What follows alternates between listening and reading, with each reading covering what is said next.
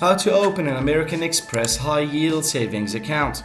Looking to earn more interest on your savings? Opening an American Express high-yield saving account is a great choice. Let me show you how to get started.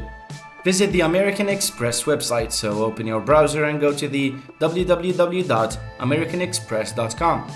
Scroll down to find the personal savings option in the menu, or use the search bar to look for the high-yield savings account. Once you're on the High Yield Savings page, click on the Apply Now button to begin the application process. You'll be asked to provide your personal details such as your name, address, date of birth, and social security number for identity verification. You'll also need to provide a funding source for your account, such as a checking account, to make an initial deposit. Double-check your information and read the account terms. Once everything looks good, submit your application. After submitting, American Express will review your application, and if approved, you will receive instructions on how to access your account and make your first deposit. That's it, you've successfully opened your American Express High Yield Savings account. You can now start saving and earning interest. Thanks for watching, and don't forget to subscribe for more helpful guides.